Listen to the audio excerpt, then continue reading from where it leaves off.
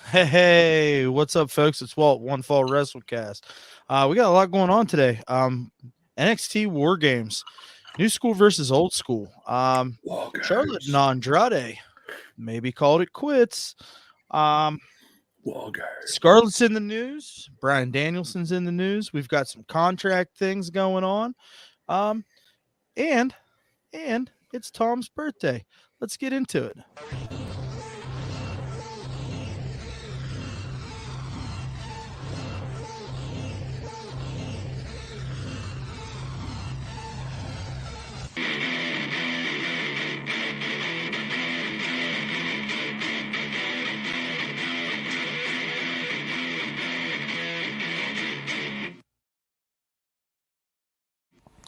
Welcome to the One Fall WrestleCast. Gentlemen, how are we doing today? Wonderful. It's my birthday, for God's sake. How could I not be doing wonderfully? Happy birthday, pal. Yay, thank you. It was your birthday not terribly long ago either. Yeah, last Tuesday, actually. Last Tuesday, yeah. The day after. It'll be Derek's birthday, not terribly too long away from yours. Yeah. We're I mean, if he makes it that long. We're all special. Hey, look, he's losing weight. He's losing weight, man. He can fit into children's clothing now. Yeah. He's just sizes, baby. It's not doing great. The cheap shirts are kept. It's not doing great. It's not great for your image that you're not a tiny little man there. They don't see the booster seat that I sit on whenever I record. Does it have those like? Is it like the ones for the cars? It's got the little like armrests, and you can. Like, it's actually Razor brand. It's really nice. It's you have a Razor gaming booster seat. You have a Razor booster seat. I have so much Razor crap. It's a little bit obsessive, but it all runs through Synapse, so it's nice. But I have so much Razor stuff. So did you have a good birthday, pal? Yeah, I did actually. That's good because I'm about to end that. You're about to ruin my night. It's gonna be. Even you couldn't ruin my night. I don't know about all that, bud. We'll see. We'll see. Oh no! Did Charlotte and Andrade break up? We'll see. Maybe. Let's talk about it. Derek, what about you, bud? You got anything going on, huh? I mean, you look a little bit more well rested. Nothing crazy, fellas. Good week. Lots of work. Got a lot of Christmas stuff done. Had a little Christmas emergency out front because we got quite the windstorm going on. I had to save my inflatable. It had to go down for the night before it flew away. Nothing like decorating with inflatables. It's so convenient. I love it. They're awesome. Yes. They're awesome. It's pretty windy. Greatest thing ever. I don't have any inflatables, but if I did, they'd have blown away. For sure. Yeah, I just turned that sucker off and let it hit the ground. You know what I was blown away by? A great transition. Yeah, a great transition. PWI released their top 50 tag teams of 2021. I know. And the greatest tag team in the history of AEW ranks numero uno on the list. Johnny Takeover? They did. Guys, man, wow. Johnny Takeover is number one? Did I mess it up? Oh, you messed it up. Look at that. Wait, what? No. Who the hell are the Dangerous Techers? Yeah, this is bullshit. I don't like this list at all. This is the dumbest list. But so the Dangerous Techers. Hold on. So the Dangerous Techers. Listen, that's Zack Sabre Jr. and Tai Chi. Okay, I'm assuming that that's some sort of New Japan or All Japan team, right? Like, and then ALK is also somebody that I had no idea who they were. So realistically, the top three here's the Young Bucks, the Lucha Bros, and the Usos. So of the three major tag teams in the top five, Tom, how you feel about the Usos finishing underneath of the Lucha Bros and the Young Bucks? I mean, for this year, like one of them was hurt for 8 months. I mean, I don't even understand why the Usos are on the list this year. Were they a tag team? I mean, I guess they're the champs right now. But sure, I think they're fine at 3. I don't know that the Lucha Bros are cool, but they have the same match like so do the Young Bucks. I don't know, man. Like this is a Meltzer thing, right? Yes. Dave picked this. Yeah, because they have Dave's matches. Those two teams are like, let's put on the match for Dave. Okay, he's put it on. It's like Dave really likes the song Master of Puppets, and those teams just go out there and they play it every time. And Dave's like, oh, this is the best ever. It's the same song, but it's my favorite song. And they just put on his favorite match every time. That's all. That's all it is. So Well, shouldn't FTR be up near the top? Like, right? I gotta agree with Tom on some of that. Like, yeah, FTR, the Usos were out. Like FTR, I would say that if it weren't for FTR putting on a few unbelievable matches with the Lucha Bros, I don't know that the Lucha Bros are on this list. Period. I mean, they probably are because Dave's a mark, but well, I mean, this is more than just Dave, right? So this is like Pro Wrestling Illustrated, right? Like that's not really a Dave Meltzer thing. You're right. PWI is not. I mean, I'm sure that there's input from things that Dave says and such, but the criteria on this, all right, these teams are ranked on momentum, their win record, their chemistry, their creativity, their overall activity, and most importantly, the it factor, which we all know the Young Bucks have because they are the it factor. They are the it factor. Yes. That's a great point, Derek. They are the it factor of tag team wrestling. Much like Charlotte is the opportunity for women's wrestling in WWE, the Young Bucks are the it factor of tag team wrestling in 2021. I like what you're saying there. It's almost as if you reach up and grab the brass ring that is Charlotte. Then you can actually be somebody in the women's division of WWE. Yeah, just that makes sense. That makes sense. I feel you. I think that's a great comparison, right? Yeah. Like, you get out there and you reinvent yourself. And, I said this a couple of weeks ago. The Bucks, I just feel like are being unapologetically them. Like, good for them that they're buying their own hype and they're out there and they're shoving it down our throats each and every week. Out there smelling their own farts every week. Listen, I'm for one on board and I'm all about it. And there's nothing that the Young Bucks can do at this point that is just going to make me stop and go, that wasn't good, because everything they've touched to this point has been gold. Okay. Tag team gold. Okay. You're wrong, and I agree with you, but then we'd both be wrong. So let's just move on, because I don't agree with that list. Although it wasn't a strong year for tag team wrestling, so maybe I guess. We'll see. What do you mean it wasn't a strong year for tag team wrestling? It wasn't. Like, it was absolutely a strong year for tag team wrestling. Teams are on there. The Young Bucks. Okay. Besides them, the Lucha Bros. Okay. Again, the Usos. All right. The Usos have never fought any of those. How about the New Day? How about? I think they were in the top 10. How about? I just have the 5 here. What about? I don't know. What about Nikki Ash and Rhea Ripley? You mean Rhea Ripley and Nikki Trash? So bad. It doesn't even go together. What about Queen? It's Zelina? Like ketchup and applesauce. What about ew? Exactly. Ew. That's what I think. I think of Rhea Ripley and Nikki Ash. I was kidding, but that's a pretty apt comparison if I've ever heard it. I think Nikki's definitely the applesauce, and yeah, Rhea's the ketchup. Hey, I don't hate Nikki one bit. I just can't stand the almost superhero gimmick. I think it's terrible. I think it's an okay gimmick. I just don't think it's a tag team wrestler gimmick. Division's hurting, man. The division's hurting. Because the division needs to go away. Okay. Like, I can't believe you're gonna sit here and say the division's hurting. The division's not hurting. The division's non-existent. We continue to just mishmash talent together that should be out here building the singles resume, and we want to throw some titles on them that don't matter. They're just like, go out there, all 4 of you, because this gives us a quota of like, now there's 4 of you out there. So look, it's the fact that there's also an NXT Women's Tag Team Championship. It just makes it that much it's like worse. I told you, Raquel Gonzalez and Dakota Kai should have beaten Shayna and Nia for the WWE Women's Tag Team Championships all those months ago. Yeah, and just left the tag titles in NXT to continue to develop the lineage of those titles, right? Yeah, for sure. That'd But been fine. instead they let Shayna and Nia win the match and then said, here, Dakota and Raquel have a consolation prize. It makes no sense. No. It's dumb. Nope.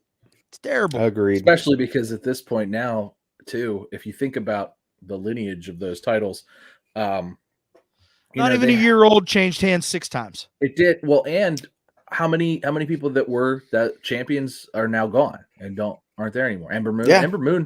Ember Moon held that title longer than just about anybody, and she's not there anymore. I couldn't even tell you who's holding the women's tag team titles right now Toxic for NXT. Attraction. Toxic Attraction. Yeah. Oh, well, they're good. Toxic Attraction has all the gold. I like them. They have all the are gold. Yeah, really, they do. really, You're right. really, really. Yeah.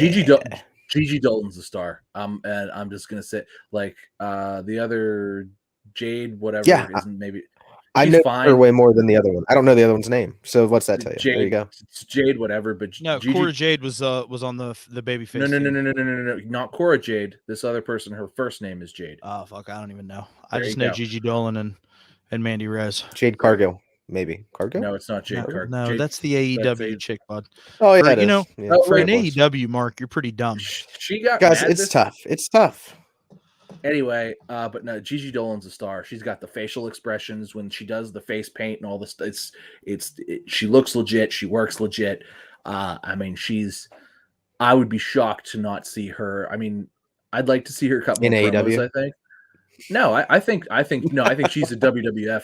I think she's a straight WWF. I think she's a straight up WWE like type of women's champ type of person. I think that's. Yeah. I think she is. She's got she doesn't look the same as anybody else. She's got all the things that work. If she can cut a promo, she looks like Becky Lynch. She doesn't look like Becky Lynch though. But the hair. Okay, she's got orange hair, but I mean, she doesn't in the face like that's just saying.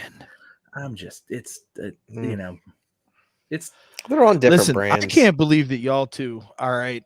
Last night, okay, I can't. I went back. I watched War Games later on. Okay, War Games. You two were gushing over that train wreck that was the women's War Game match.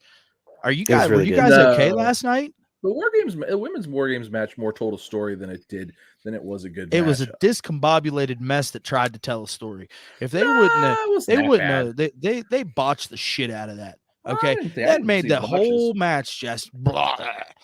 Okay. The Cora Jade thing, it went on for too long. And like I even told Tom at the end, I was like, a few minutes too long. Other than that, good overall. Very happy. I thought it was fine. Bunch of dead spots, like walking over to Cora Jade to act like we're defending her and checking on her, and like it's an opening match. Look out of the ring. There were plenty of dead spots. I'm not gonna. Look out of the ring. I'm not gonna argue with you that there were too many dead spots, and I will agree with that. Otherwise, too focused on telling the shoulder story. But you know what? I think that was a terrible role. Like what a terrible finish to that match too. It was, like, yeah. Get the fuck out of here. And it was kind of out of nowhere too. There was really no build to the finish. It was just sort of a like dumb. Just like I was really disappointed that Io didn't have a huge, off the top of the cage trash can garbage can. Yeah. I was too. Well, I mean, she did the what you call, pal. She did a moonsault onto a trash can, so she still had a trash can spot. Like, why are you trying to be a hater, pal? Yeah, but she didn't put herself in the trash can, and then okay, she put Dakota Kai in the trash can. It's not the same. It's not the same. Yeah, I agree. I agree with Derek. I wanted her to jump off with the trash can, not jump onto the trash can. Yeah, but then you guys would have been sitting here complaining that it was the same spot from last year. So I guess we're just running around here just being fickle. Well, she should have just done it differently. Buddy, I'm fickle every week, so let's call spade a spade. I'm not going to disagree with that, but if I could just get you to understand and appreciate one thing, it's that the Young Bucks are the greatest tag team in the history of tag team wrestling. Oh my God! Oh wait. Okay, because now they're PWI number 1. Okay. Yeah, that's so much cred. I can't believe it. They put Randy Orton in a jacket. Okay, bro. The other stars of the show. I'm trying to get my fickle juice here. Hang on. You getting fickle juice? What are you drinking? Lemonade? Pickle juice there?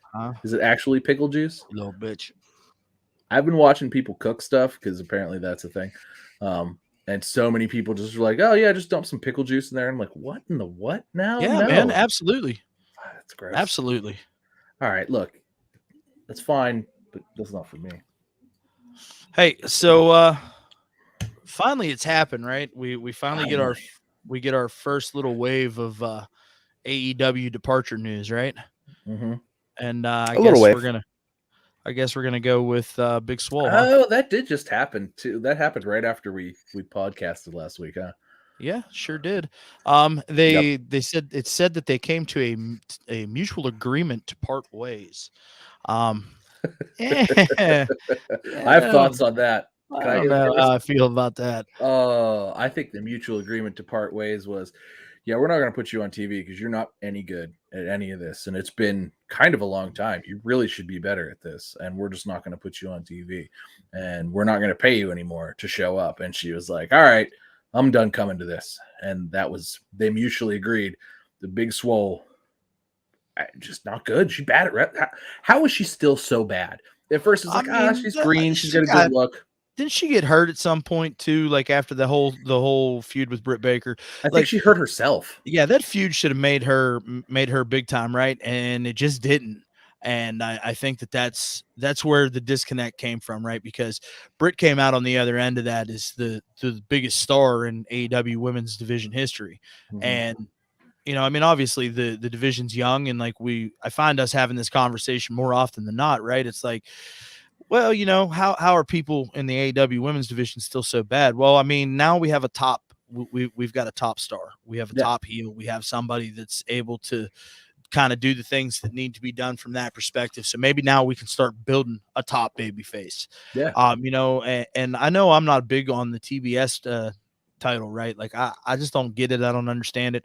But maybe that's just because we've never seen a women's mid-card title before, right? Yeah. So I don't know. I'm interested to see what comes from this tournament. I have a feeling, in my humble opinion, we're going to have, two heel champions. Because I don't see any way think so. I don't see any way that Jade's not going to win this tournament. I'm sorry. I just Ruby Soho. It's going to be Ruby. It's 100%. Yep. I agree with Derek. It's 100% going on Ruby. Yep. I mean, I think that would make. I was surprised she did not walk away with the title from Britt whenever she first came into the company. Absolutely not. No, Britt is way too far. She's light years ahead of where Ruby Soho was a month and a half ago. Sure. Okay. No, I agree, but I'm not arguing that. I'm just saying that she was coming in as a big name. Yeah, and they're putting that mid card title on. So did Christian Cage. He took the TNA title, whatever Impact, the Impact title off of Kenny Omega. That was huge. That was huge. He's there to do old man enhancement things. Yeah, that was huge. And he's old man enhancement, and he beat Kenny Omega. I mean, let's not, like, Kenny was the untouchable guy for a while. So it's because he's a angel. He's not. He's the cleaner. He's a one-winged angel. Because now his shoulder's all banged up. He's about to. He's going to get the other wing repaired, and he's going to come back with two wings. His wing's got to get repaired because it's kind of a busted wing here. He's an angel with some broken wings. Listen, I don't know. All I'm saying is I don't think that there was anything mutual here. I think the mutual agreement was, hey, we're not going to offer you a contract extension, but hey, we had a lot of fun while you were here. No, I agree. Yeah. I think there's nice of them to, send her on her way. Nice kissy poo. Bye-bye.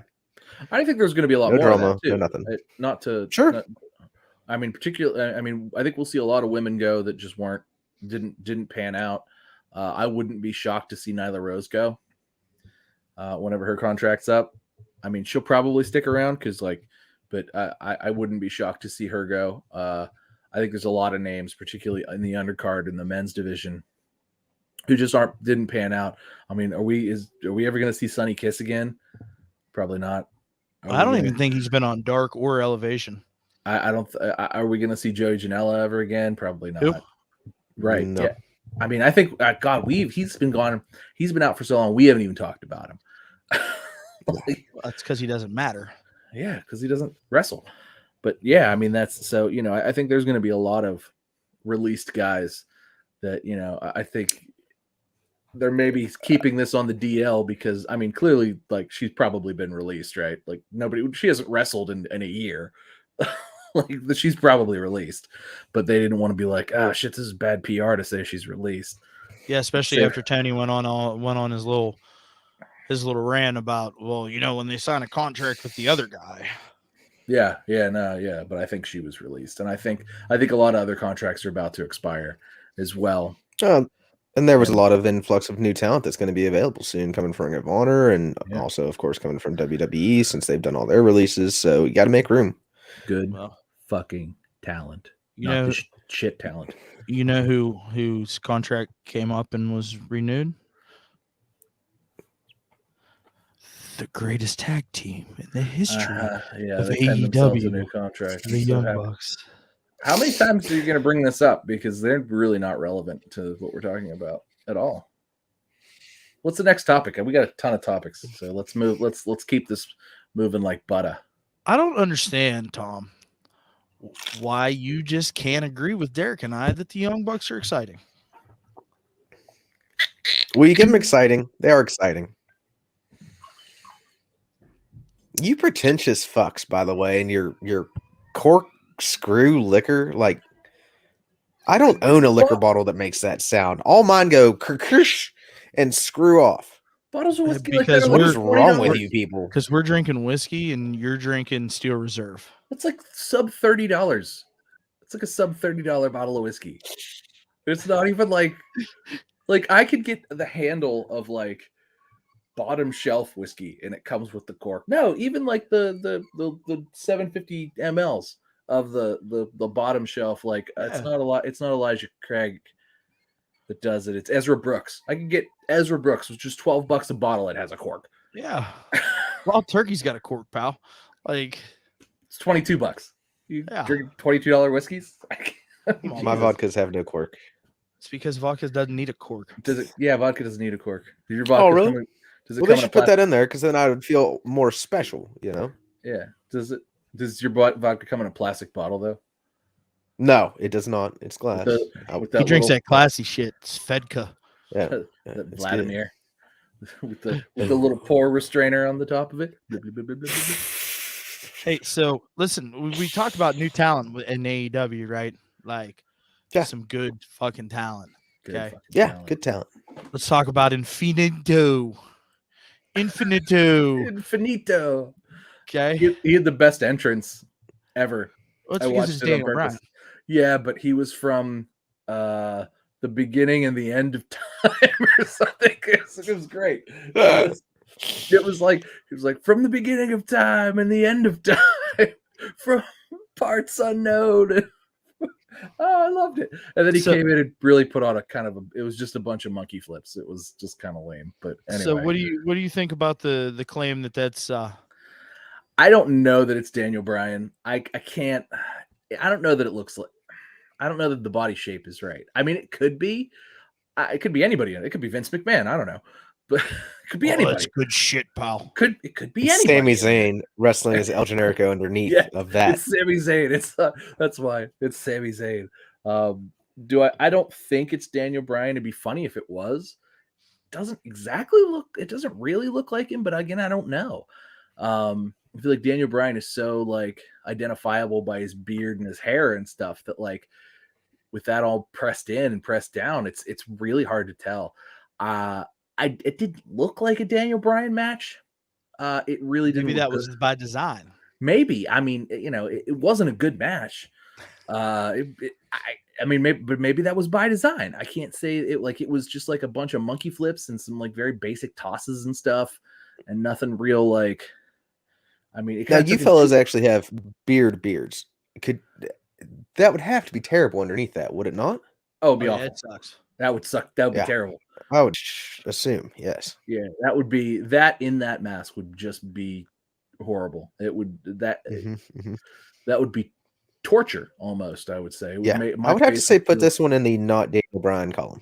I see because it also didn't look bulky. Like I feel like his beard is thick enough; it would look bulky down there, and it just didn't look bulky.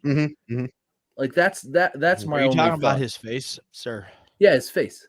Okay, I was just making sure. Put that back up. I just want to see if his face, like, I just want to see if it looks bulky around his chin.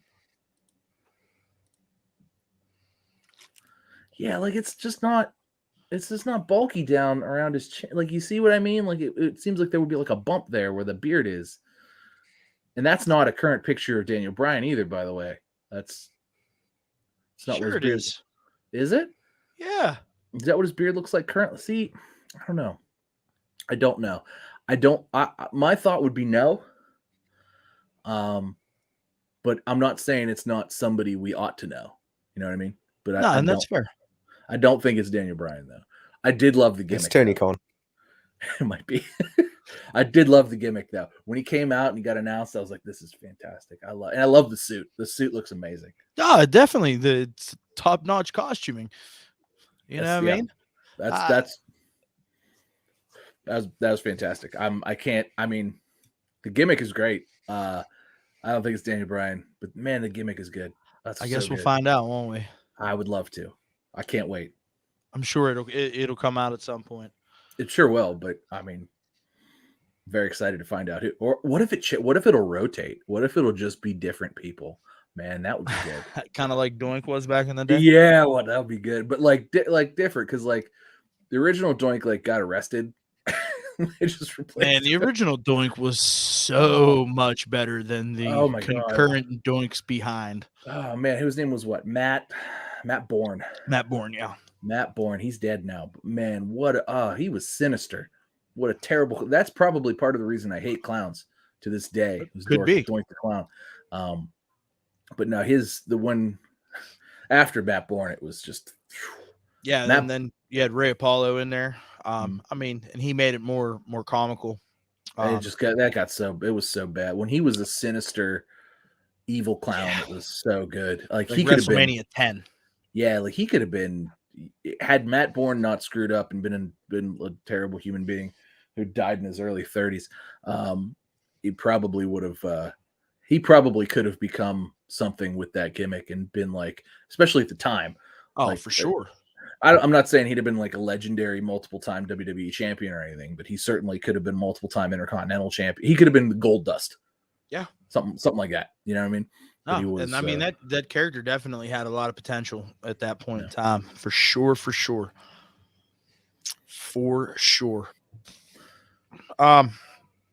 So Derek, Bud,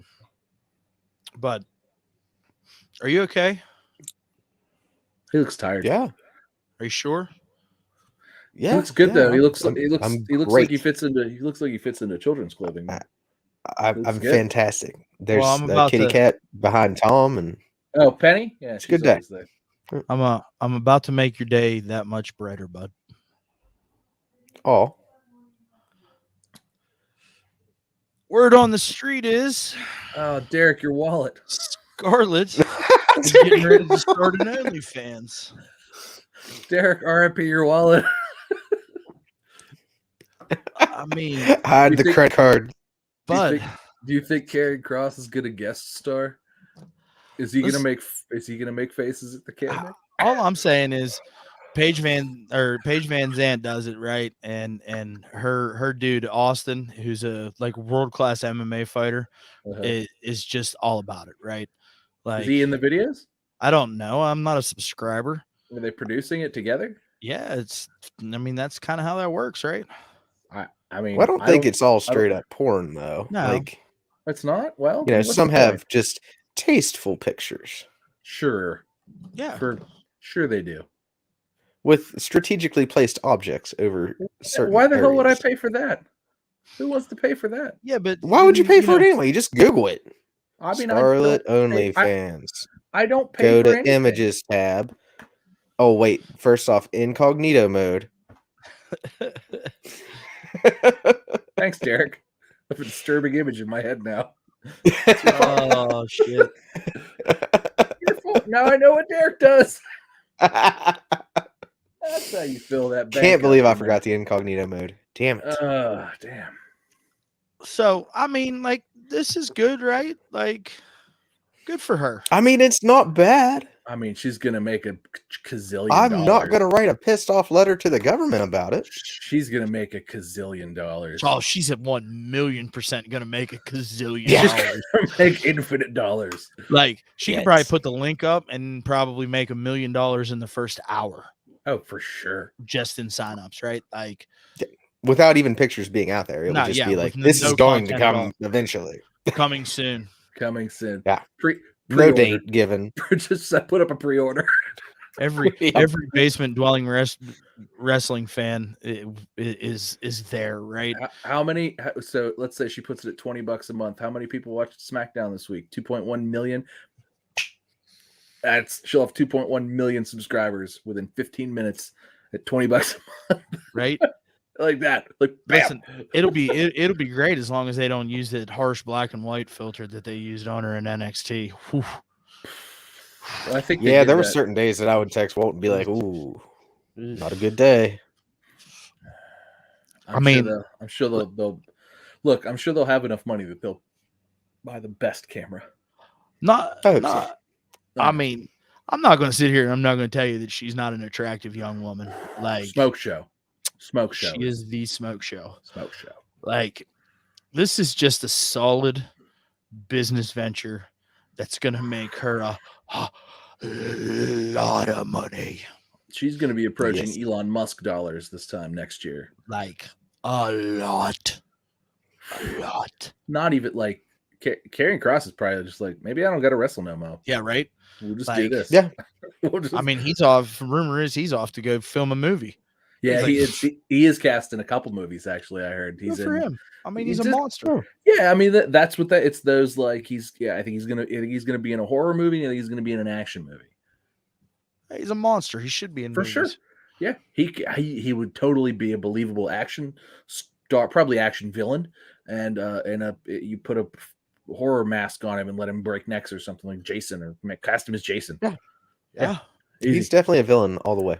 Easy money, just print money. Actually, he could be a Bond villain for Christ's sake. How cool would that be? Oh yeah, I would see that Bond movie. Yeah, he could be the guy with the hat. Odd Job? Yeah. No, Odd Job was little. That's why you weren't allowed to be Odd Job when you played with your friends in 007 Goldeneye. He would be Jaws. He'd be Jaws. I would be Odd Job. It's just a little guy. Just a little guy. Oh shit! God damn it! I'm 5'8", you assholes. I hate you all. Booster seat. Everybody thinks that I have like special appliances in my home and everything. You don't have step stools in every room in your house? You can for my daughter. Not for me. Yeah. I believe that. Okay. I believe that. You let that 2-year-old reach up and get stuff. That's for you. Can't get those high glasses up off the Come here, Sid. I can't reach the glass. Yeah. She's taller than I am. You have to like lift her up. Help. You get it. I got your legs. Oh man. Well, you know who's not sharing step stools these days, huh? Oh, here's where it turns into TMZ. No, this is great. I can't wait to talk about this. Why were you so excited about this? I just Charlotte really am.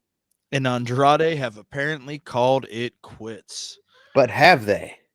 Yeah, I think they have. I mean, I think it's over. That is the rumor amongst rumors right now, there, good sir. I think it's over, and I'm here for it. And here's why. So I got to tell you, I'm a big Charlotte fan. However, since Charlotte has been with Andrade, it's probably been the worst she's ever been. The worst. Both in terms of like seeming drama in front of stage and backstage, and just in general, like online with all this other, tomfoolery. It's been nonsense, her being with Andrade. And Andrade himself he's a garbage man, right? He's kind of a trash human, right? He's putting his feet up talking about Albert the River. We talked about this a few months back.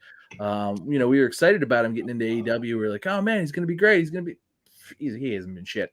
Like literally Cody's having to almost rehab him now. Although that's not going to go anywhere. But that's what's happening at this point, is that like he came out and showed up and like put on lots of underwhelming bullshit matches that just didn't mean anything.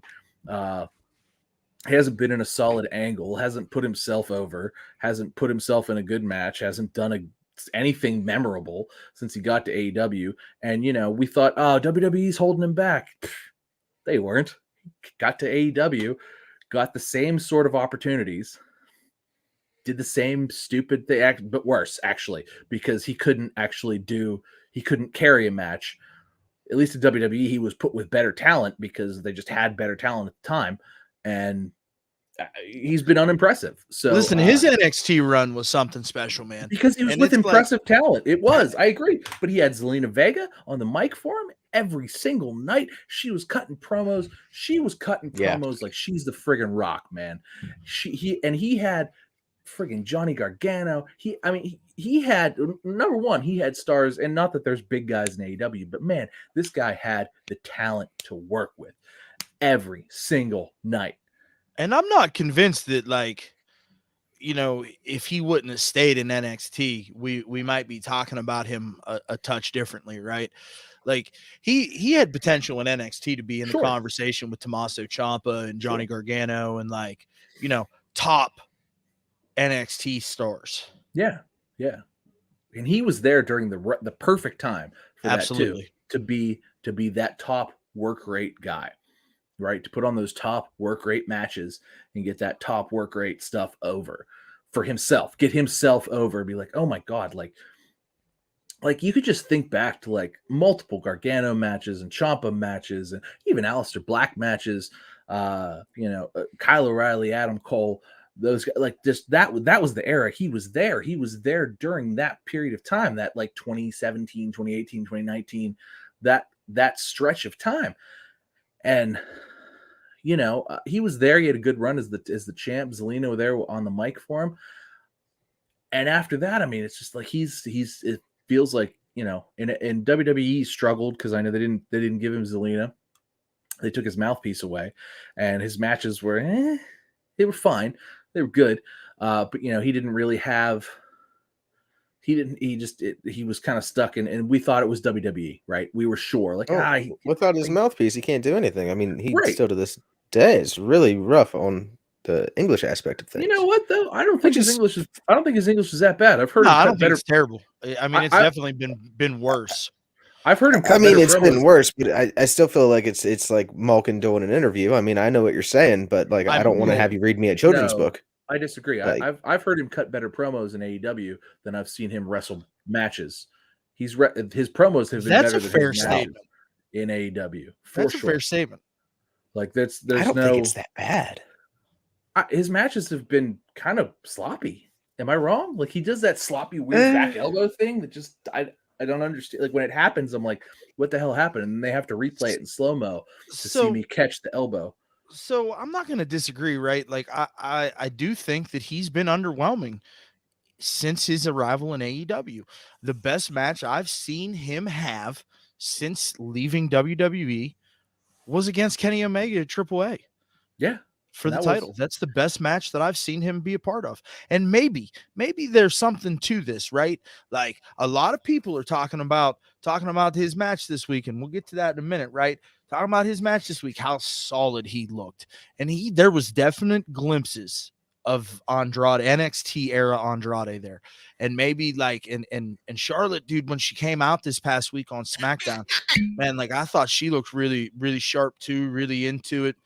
Maybe this has been ongoing for a little while, and we're finally getting to the part where everybody's kind of starting to mend fences, and they're kind of over it, right? Mm-hmm. That phase in a breakup where you start to just, I got to get on with my fucking life here. Yeah. And maybe that's where we're at. And maybe we're going to see both pieces of that, positively affect both parties' career. Derek, you were saying that you didn't think that he's been that bad. Please enlighten us a little bit what you're seeing out of him. I just want to point out, I don't think he's been bad. No, I just don't think he's been a world beater. He's not what we thought he was going to offer. Yeah, we were thinking he was this held back, God, what wasted potential, and then it was he just faltered in the same way when given the freedom. And not everybody can be a top star at one time. I mean, it's kind of like, I know he came in near the beginning of AEW and he was going to get an opportunity and all that, but a lot of people came in at the beginning of AEW or the mid of AEW, and there's a lot of people that need opportunities. Everything takes time, everything has a plan, and he's not going to get the rocket ship strapped to him as soon as he gets in here. So I don't think he's put on horrible matches. He could have had better matches. It's not a matter of. I mean, they're not the worst I've ever seen, but they're not amazing. But no, they were mid-card matches. That was the problem.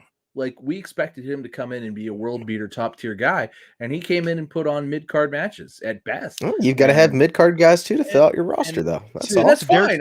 That's great. You got to have mid-card guys, but we've been led to believe that Andrade had been held down by the machine, right? By the WWE machine.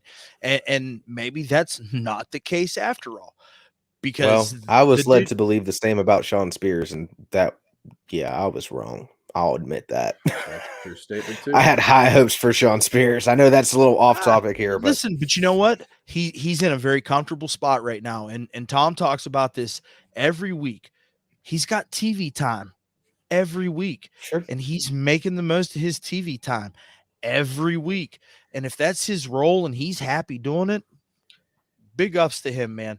Because you know what? When he comes out onto the screen for me, he's instant credibility for the Pinnacle, in my opinion. Because he can talk, he can go, he's a total package. He just does what he wants when he wants to do it. Right? I think Shawn Spears is in the role that he probably deserved to be in WWE. He was a really underneath guy in WWE, and now he's just a solid mid-carder. And I think that's really, I think that's really what he is. He's a solid mid-carder, and I think that's all he's. I loved me some 10, and I wanted to see it. I wanted to see him do great things. But I guess with being fans of mid carders, like I think that they're real important, and I think that as far as mid carders go, he's a very good one, and I think in that sense he was underutilized because he could have been a very solid. I think he was Intercontinental Champion at one time. Am I wrong? I don't think that he was. I cannot confirm that. Maybe USA Champion. Anyway, I'm just saying. I feel like he could have very solidly always been in that talk, always been a solid hand to put in there to challenge an Intercontinental Champion on a Monday night or whatever. And for whatever reason, and he would always been over in some way, you know what I mean? And I feel like that they never really gave him that opportunity to do that. Like, he could have been an X-Pac. Yeah. X-Pac. Yeah. But he could have been X-Pac, you know what I mean? That level of guy that's never you never think of an X-Pac as like, oh man, X-Pac's going to be a great multiple-time WWE champion. No, but you liked X-Pac. You liked the 1-2-3 kid. Of course. You liked I feel like that's his role, right? And that's where he should have sat in WWE, and he didn't. But that's where he is in AEW, and that's where he should be. That's the only WWE title that Ty Dillinger held was an OVW, 3 OVW titles, and an FCW title. What were the OVW? Were they the tag team champions for FCW? He was the OVW heavyweight champion. Oh wow! 3-time TV champion and 3-time Southern Tag Team champion. Interestingly enough, with Cody Rhodes and Colt Cabana. Yeah, I forgot Colt Cabana was in the. I was about to say the same thing. I didn't even realize he was in the system at some point. I guess everybody was. I will tell you the one thing though about Shawn Spears that the moment in the Stadium Stampede match where they each had their own little segments there, and I forget who it was that actually walked into the room on him, and he's got the chair and he starts banging the chair and he's under the spotlight. That was good shit right there. That was good. It was Sammy Guevara that walked in. Yeah, it was Sammy. Was it Sammy? Nice. Yeah. I mean, I think that he's done everything. He's done the best he could do every week with the roles he's been given, and it's always been good stuff. So, hey, you know who else is really capitalizing on some big time momentum over in AEW? I don't know if you guys saw the promo this week on Dynamite from none other than Miro the Redeemer. Oh, the taped one? I did. Dude, Miro, what a great turned it up so much. And I hated this my God thing forever, and then now it's just like, oh man, really? I think the Redeemer thing is good. I think are we gonna get this twisted side to Miro now? I think we are. Yep, I think he's gonna be a force. So he's been okay. Talking about guys who were underutilized that came out and like kind of faltered a little bit, but did get some legs under him. Let's talk about Miro because I mean, look, if Andrade turns it around the way they turned Miro around, because he also had a very dominant TNT title run, and then when he lost it to Sammy, I think he was nursing some injuries. He went home and nursed some injuries and maybe did a movie we've or not did seen some, him since. So did some photo shoots or something. Nobody was real had clear. sex with his hot wife. Yeah, he did that. He for probably sure. had some TikToks to do or something with him and Lana and Naomi. Who knows? He definitely had sex with his hot wife, but he went away for a little bit, and man, I really feel like he's the kind of guy that like if they build him right, because I always thought even when his gimmick was stupid, he was still having real good like dominant matches that like I love it when big guys just smash things. Like that's to me is just like when there's a guy that's just like just like smashing dudes. I'm like, I feel like in I'm 5 years, Tom's gonna love WWE. Like love it more than he does right now. I might. That's true. I really might. All those young guys are gonna get bigger, stronger, and They cut more. they cut my favorite. Braun Strowman would routinely put on my favorite segments of like every week because he would pick up a dude and like smash him into another dude, and I'd be like, yeah. He's doing his first match out of WWE soon for charity, actually. And I think he already did it. Oh, did he do it already? I thought it was on Saturday. Oh, okay. My apologies. Time No, escapes me, sir. But yeah, man. I mean, definitely Miro, dude, bro. Like, and you know what I was thinking good too. Things.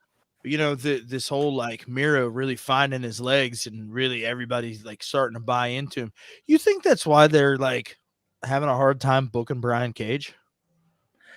I think they're having a hard time booking Brian Cage because Brian Cage is so much bigger than everybody. Like Brian Cage is clearly a WWE guy, right? He's so much bigger, and he's just terrible, guys. He's bad. Well, I don't think he's bad. I don't think he's had some good matches and he's had some terrible matches. I think he needs good talent to work with, and I think that's a lot of the. He's not going to be carrying any matches. He's not. Like, he's look not at the match that he had to open the show with Hangman. Yeah. What was that? Was that it All Out?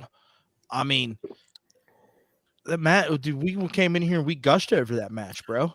And it's important to point out that Hangman is really, really good. Yeah. Like Hangman, I've not seen Hangman have a bad match. To be fair. Oh, okay. So yeah. I think the point is that like I agree with you. The Brian Cage, if Brian Cage is not in the ring with a competitor, like somebody who can have a good match, he's not going to have a good match. But he can absolutely go if there's a match where he's got somebody who's really good. Like okay, Big Bob Roode is on right now, and it's going through a commercial. But if Brian Cage and Big Bob Roode had a match together, that would be a great match. You know what I mean? I'd be into it for sure. Like that, Dolph Ziggler and Brian Cage would be a fantastic match. Yeah, I could watch it. But like, we're talking about like those are WWE guys. He's a WWE kind of guy. Yeah. Right. He's a guy who like he's out there to look like a spectacle. He's out there to look like the machine. Right. He's not out there to have a work rate match. He's just not. Like he can do it because he's got the conditioning, he's got the cardio, but he's not. That's not. Guys like that don't have work rate matches. You know what I mean? Guys that are ripped like Hulk Hogan didn't have work rate matches. The Ultimate Warrior didn't have work rate matches. Wait, what? Yeah. You tell me that big leg drop wasn't work? That was work. I watched this man slam Andre the Giant. That was a work rate. It was a feat of strength. I've seen it. It was a feat of strength. I synced it this morning. I synced it. It was a feat of strength. That man weighed 500 pounds. And he had to put him down gently because he would have broken that large man. You remember when Hulk Hogan murdered the Big Show on live television by throwing him off of that building in the monster truck? And then the Big Show was back next week like nothing happened. Yeah. I mean, at least Rey Mysterio took a week off. Yeah. They threw Rey Mysterio off the Titan Tower. Fuck this guy. They were just like, wow. And then the worst part about that Twitter, was like Rey Mysterio was released due to death. They tossed him off, right? And announcers were like, "Oh my god!" And then you hear, in the background, right? It's like you thought enough to put the sound effect in. Get out of here. And then he came back, not dead, Oh, not even man. not even in traction, just fine. Nah. He wrestled 2 weeks later.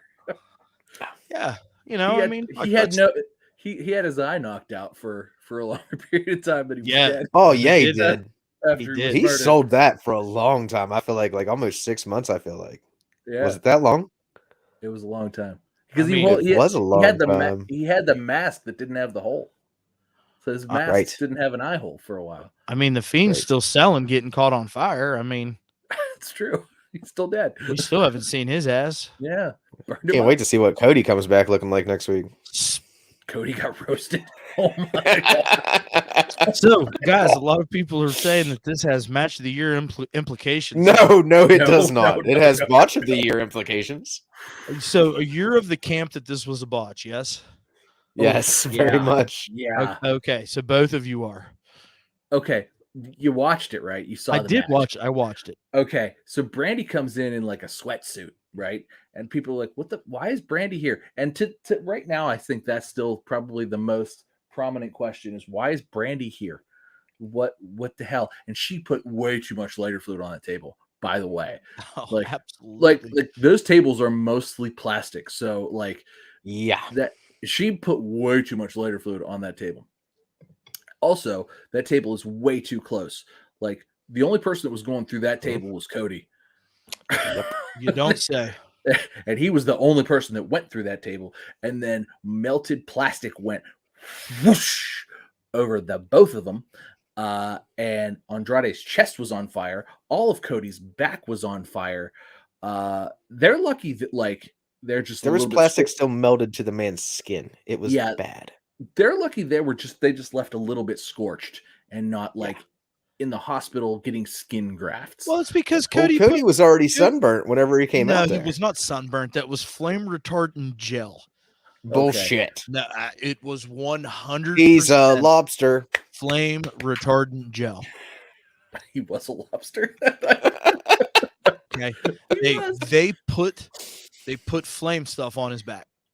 No, yeah, I figured that while I was watching it as well. But I still. agree. I just wanted to see if I could get it over with you guys or not. But no, I totally agree. At first, because even Andrade had that, and obviously Andrade is not going to burn and then peel. He left his suit on, right? So we had to know that some sort of table spot was, fire spot was coming. Yeah, but you don't put two, and I did, right, because I had already known what happened because I watched it later.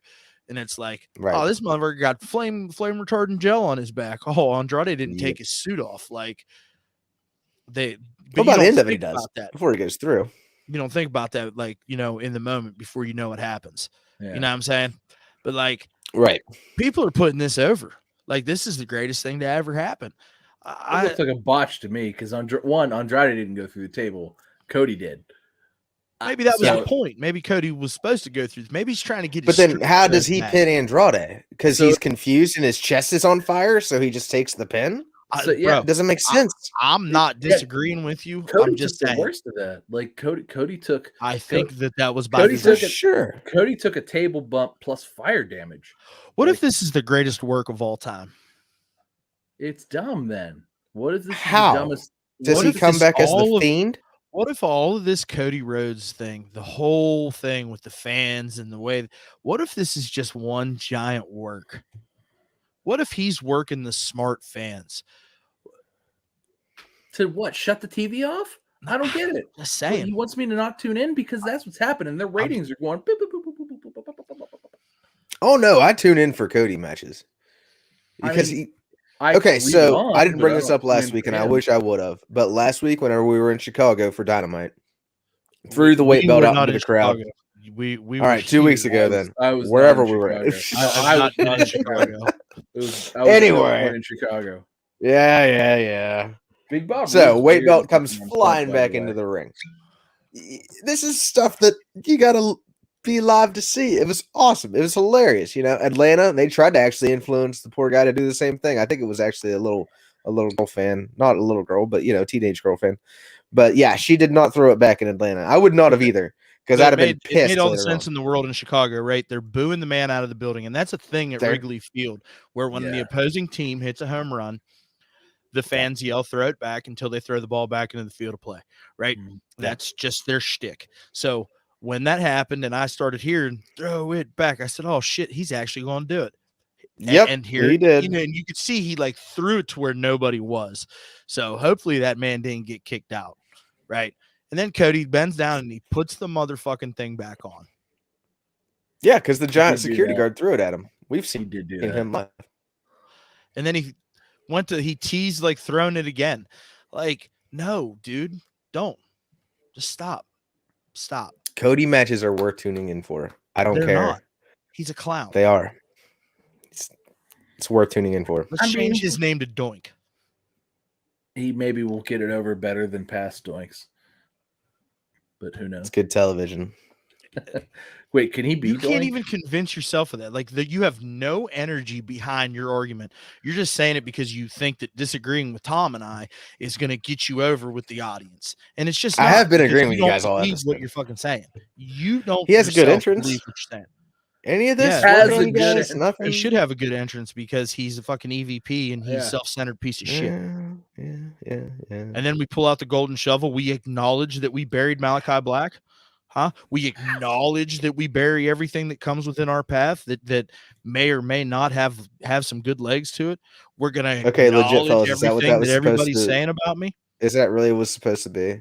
Yeah, Because That's I what didn't the pick golden up on that. I shovel wasn't understanding what the golden shovel was Yeah, about. that's what the golden shovel is. It's about. we talked about it for what, Tom, 3-4 weeks ago. How he should Yeah. just get the American Nightmare You logo, put it on a shovel, yeah, put it as on a a shovel, shovel, turn it as into a shovel. spade, Yeah, or get a stick added to his tattoo so it looks Yeah. more believable. they And didn't then he even pulls go out a that. shovel from underneath the Yeah, he ring pulled out a golden shovel Yeah. because that's what after Yeah, he pulled he out a did, yeah. sledgehammer. No, Right. but no, you're Fuck outta right here, because bud. you're right. He's a goal. He's. I mean, I think it is a work, right? Like he's working because it's like it's a heel turn without a heel turn, right? And, Yeah. but it's go away heat. It's not even heat that like It makes me not want to watch him. it really right? does. And maybe I don't feel like that. No, I really don't. I don't. I do. Like, wait, and I'm not being an AEW mark. I'm not being a Cody mark. I don't want to You go are, away though. on Cody. Like, I'm good. and do you know Does what? it piss me off that he buried Malachi Black? So, Absolutely. let's You know, put all that that poor to man bed. went back to Dumbledore and was humiliated. Back to Dumbledore, Germany. He's not even German.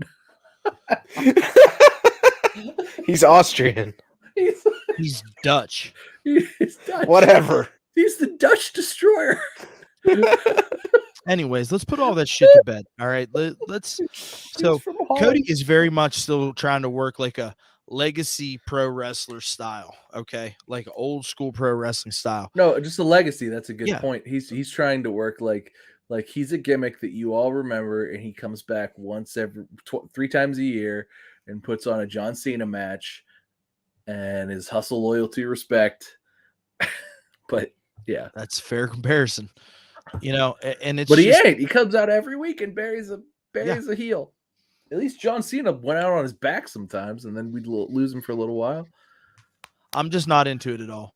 And like, maybe Cody will come back around for me, but right now, he could go away, and I would not. My feelings would not be hurt. All right, just to put a bow on this topic and this match particularly. Obviously, Cody went over another heel again. You know, regardless, dumb. Sure. Again, like I realize, like you have to give Cody some. He's got to beat somebody, right? Otherwise, it's just the same thing.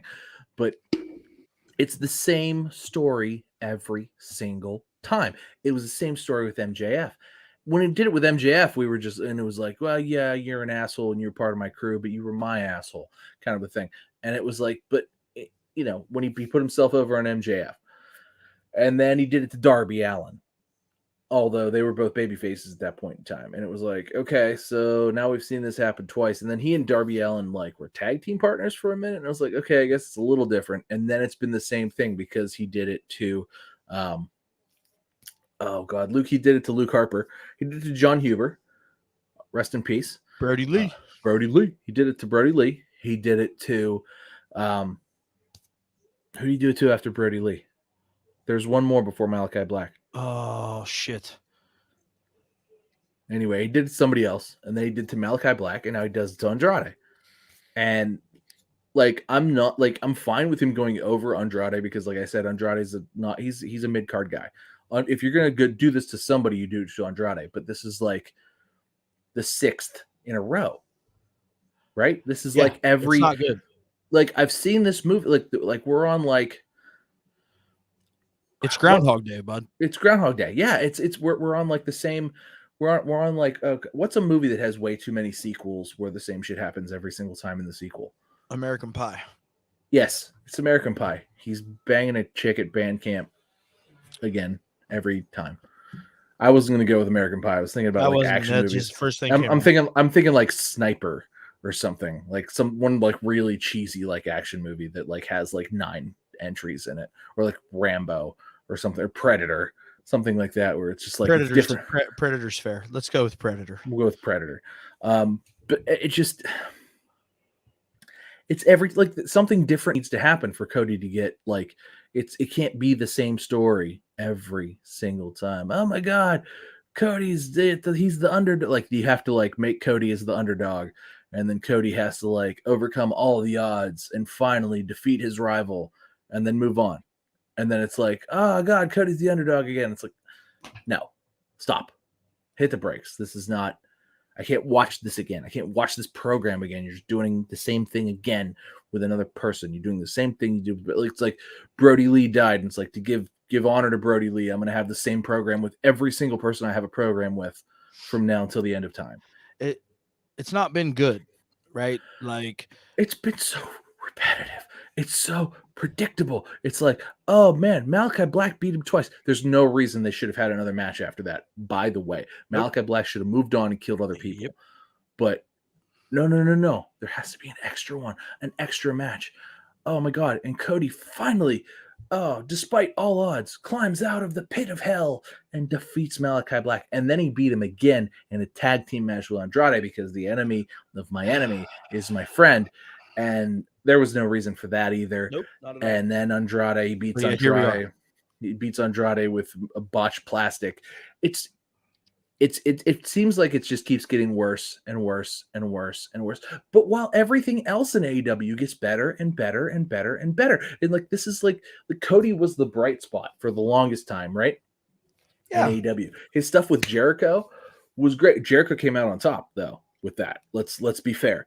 Jericho actually won because Jericho wrote the script, and was like, no, this is dumb. I'm not gonna let you do that. And like, it was great because it was. And now Cody's been writing everything the exact same way. It's like he writes the same story with the different guys in it and just inserts them in. And like, you know, at this point, it's like, you know, should I get off? Like, because why would anybody fight Cody anyway? Like, he's got no. It's title. not even a rub anymore, right? Like, it's just, I think if anything, it's a death wish to get in the ring with Cody right now. Yeah, well, but like he doesn't have a title. He can't even he won't even challenge for the world title. So, because it's too easy of a heel turn, he says. So why is he worth fighting? Why fight him? Why even choose to fight with him? Like, why not just ignore him completely? He's not even there. No.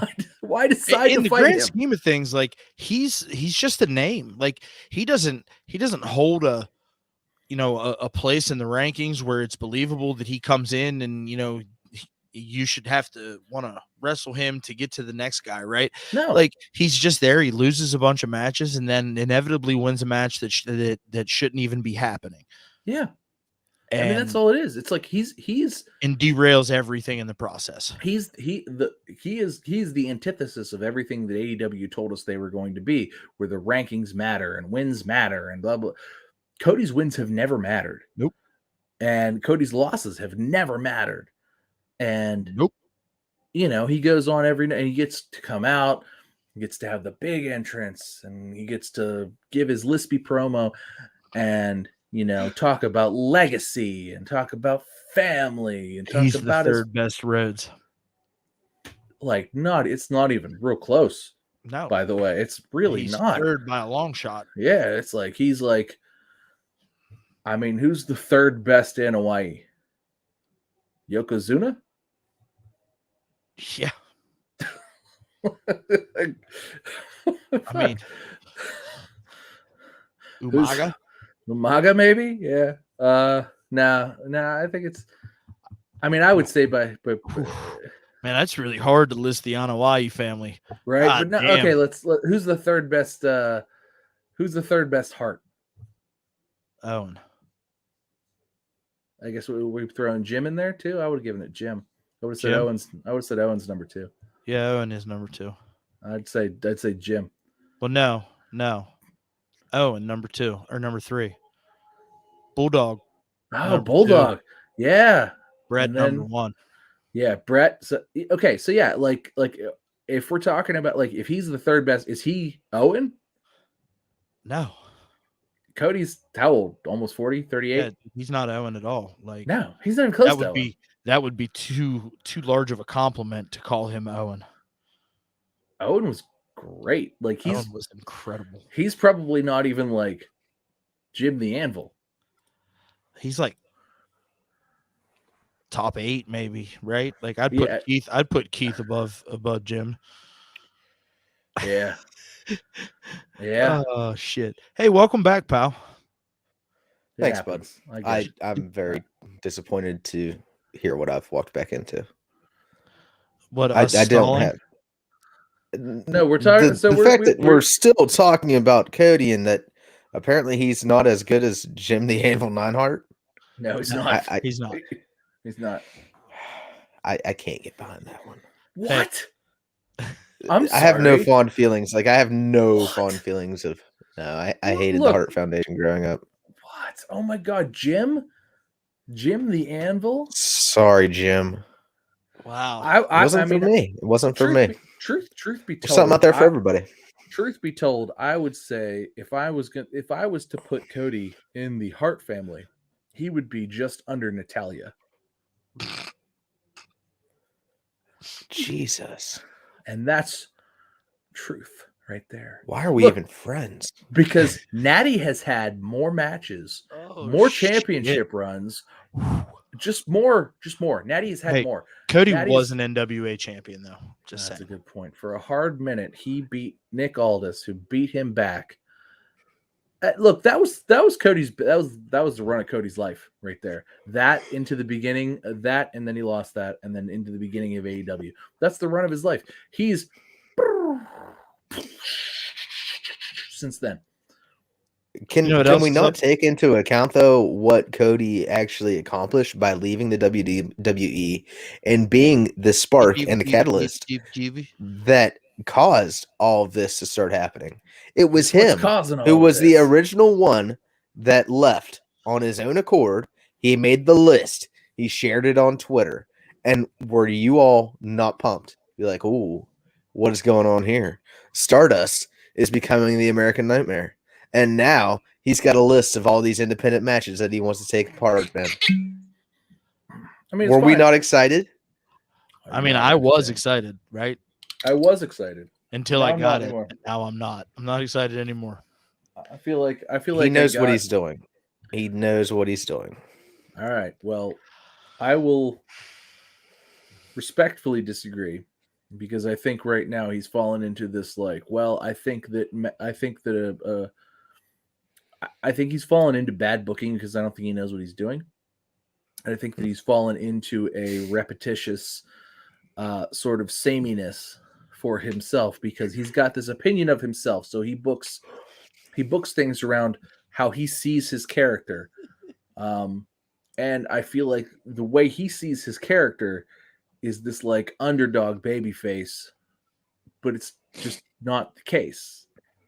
And we're maybe it worked once, but we're on try number 8. So it really needs to change. But he's a heel. But he's not though. He's not even relevant. He doesn't have a title. He can't even get you to a title shot. His win record's not good enough to be a major stepping stone in the Oh my God! Motherfucker said he's not relevant. He's not relevant. He's not. Look, in the way that the way that in the way that AEW books themselves, he's not even relevant. Why would you fight Cody Rhodes? What would you fight him for? A shovel. What are you gonna do with that shovel? Bury yourself? Put this fucking dirt on my face here because I can't wrestle anybody else. I'm not gonna wrestle Chris Jericho. I'm not gonna wrestle Miro. I'm not gonna wrestle Sammy Guevara. But I'm gonna bury myself in all this dirt, and I'm gonna put my shoulders down so that Cody can pin me because now my arms are tired because I buried myself in the ground. That's why he sets people on fire now, because he's like, fuck it, they won't even lay down for me. I'm gonna set them on fire so this motherfucker doesn't want to get up. Melted the shit out of the plastic top on that table. That hurt. That was so bad. It was the worst. You know what else is bad and tables and gonna be missing? Beth Phoenix is leaving NXT 2.0. What a blow. Bye. Like, no, fuck you. Beth is great. Beth is great. What a wonderful bunch of fucking edge marks. No, 6 cents down to the wife. Nothing to do with that. Look, Beth. Although I do think that she's stepping away from the desk to have one run with Edge so that they can finally retire. I agree. I think that she's. I think having a weekly desk job, because I mean, there's a lot of prep that goes into that. Like, she's been working a lot. She released an album too. She did release an album too. It's like country. I'm not into country, but good for her. I'm glad she can sing. I love Beth Phoenix. I loved her WWE run. It was short, but man, was she like she to me is what I feel like wrestling period needs more of. She was Raquel Gonzalez before Raquel Gonzalez was a thing. She was, Jordan Grace before Jordan Grace was like, she was the powerhouse. No, she was the Glamazon. The Glamazon.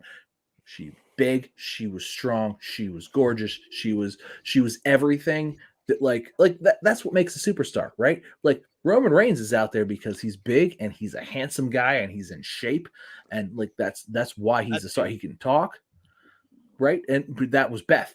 Beth can talk.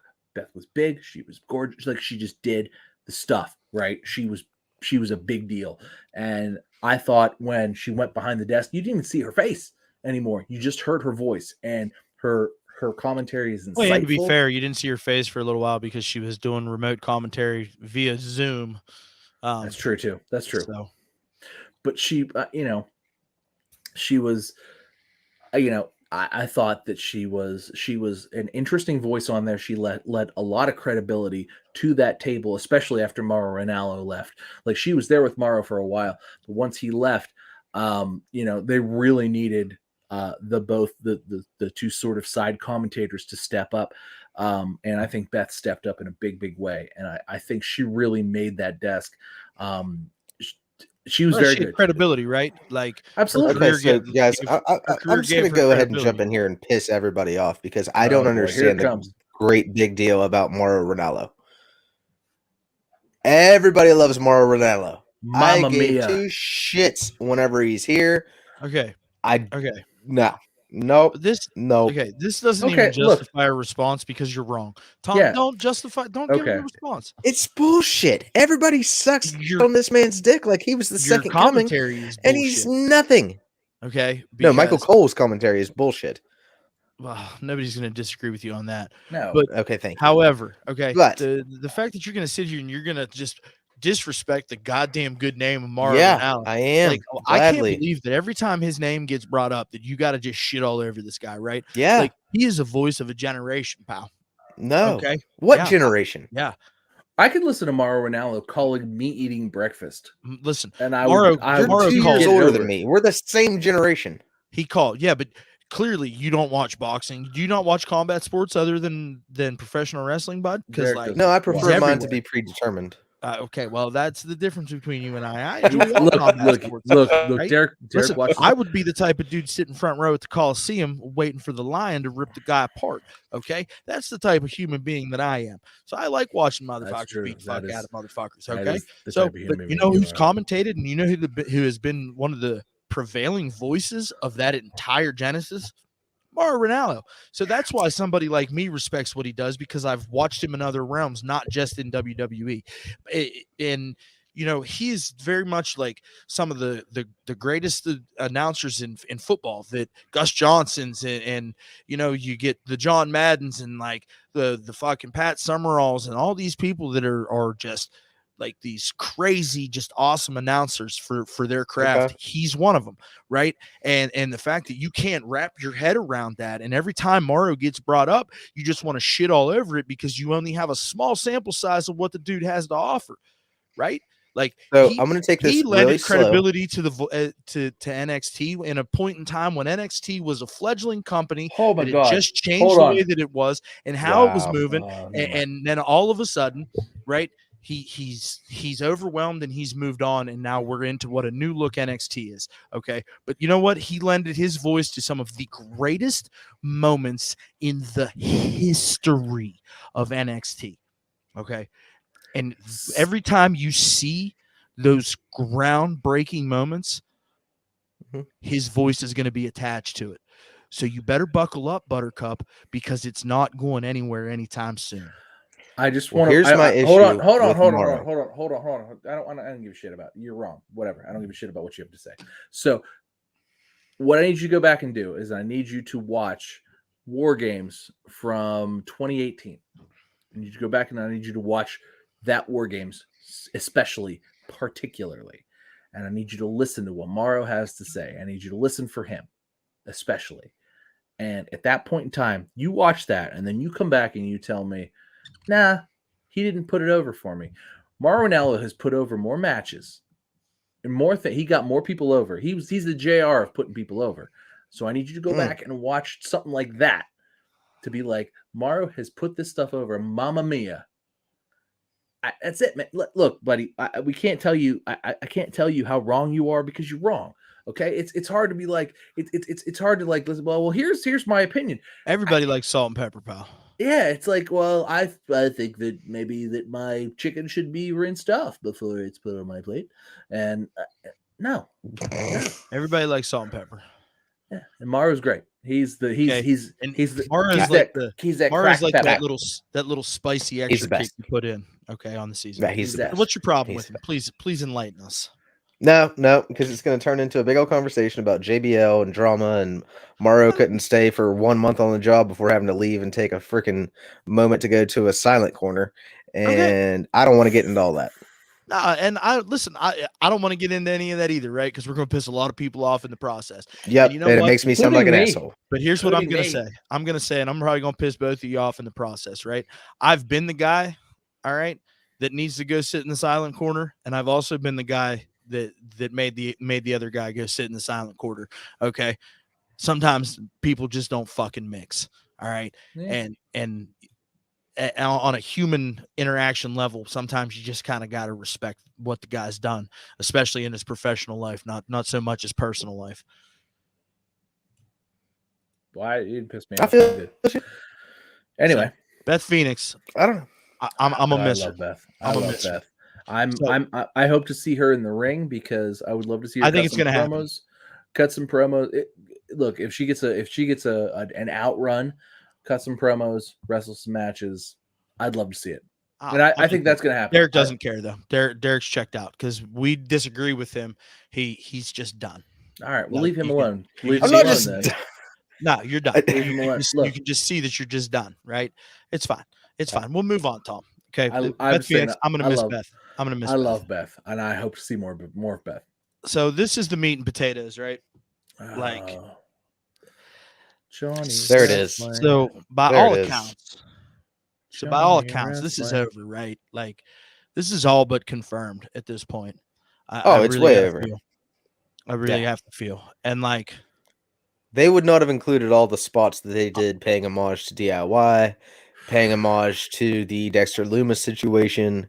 Yeah. I mean, there were so many little sections throughout that men's War Games match that was only there for Johnny Gargano. Man, I've not always been the biggest fan of Johnny, but like I respect Johnny to the level of like, has the man ever had a bad match? Because I feel like he's not ever. And listen, I don't understand. I love you never so had much, buddy. But How has he oh never my had a God. bad match? He's never had no, a he's bad match. fantastic. It's never happened. Like, he's not a big guy. God, he's from Cleveland, for fuck's sake. He's like It makes me hate him slightly. a little Yeah. bit. Like, Oh, how yeah. were you so goddamn good? Like, Johnny Gargano, if Johnny Gargano was 50 pounds heavier and like 10 inches taller, he'd have been the biggest wrestling star that ever existed ever in the history of wrestling or people fighting or television or You know what? anything. All that He's one of the aside, most perfect modern day wrestlers that I can think I of right think now. he's absolutely He's just fucking phenomenal. amazing. His heel runs are good. His He- baby faces runs are good. He like, you want to talk about a guy who could take chicken shit and turn it into chicken salad. God, he took what he could take chicken shit and turn it into like filet mignon. Yeah, I mean, look what he did with Bronson Reed. Holy fuck! Like that match was like that's the kind of, like, Johnny Gargano is the guy that you want to put in. Cody Rhodes wishes he was Johnny Gargano. He wishes he was Johnny Gargano. Well, he's not. So He's not. I'm not going to argue that with you. So here's the thing. I'll okay? agree. Like, Johnny Gargano is like a cornerstone to Triple H's NXT. Absolutely. Yes. He's a pillar, some would say. And it's only He's a first fitting, ballot Hall of Famer of NXT. like this road itself, right? Like, he's not coming back. No, He's not. he'll be too old by the time it's over. Right? And he's at this point right now where he's got to just full circle. NXT's changed. He helped morph NXT into what we know and love, the black and gold brand, right?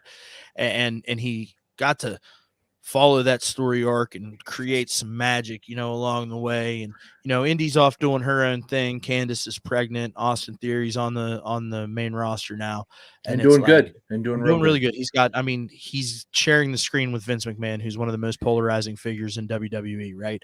Like, great for Austin Theory, especially on his second go around on the main roster. I'm real happy for him. Yeah, me too. Love some Austin Theory. Gargano, man, he got to write this almost perfectly, right? Where like now NXT 2.0 is taking over, and it's this new shape and this new crop of folks, and they do this War Games, old school versus new school, and he comes back as as Johnny Wrestling. He's It's not the Rebel Heart. the Rebel Heart. He's not the Way anymore, and he got to go out with his best friend, man. I mean, I've got to feel like what War Games gave us was the end of NXT as we know and love it. I'm willing to bet that Ciampa drops the title probably on Tuesday. Maybe. And he's going to go away, and that's going to be unfortunate.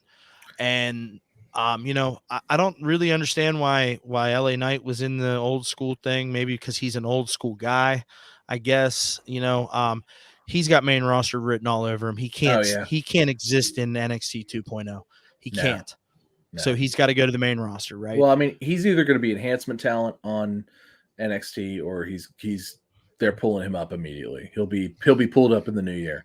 I think WWE's on that brake pump, like, rollback. I think that we would see LA Knight in the Rumble, and then he'll just be on a brand somewhere after that. Would be fair.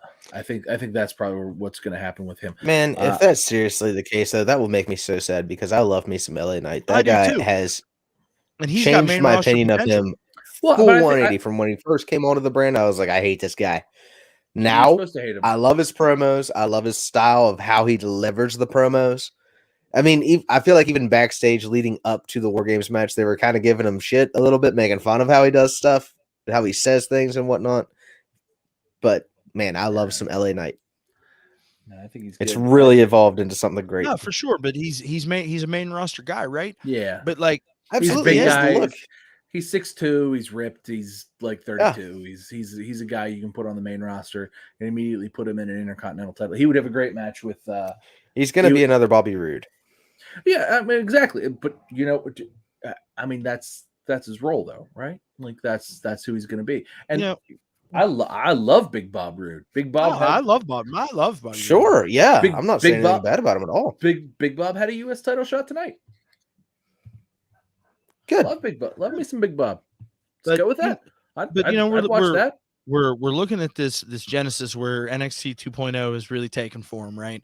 And the old guard, as we know and love, is on their way out in one way or another.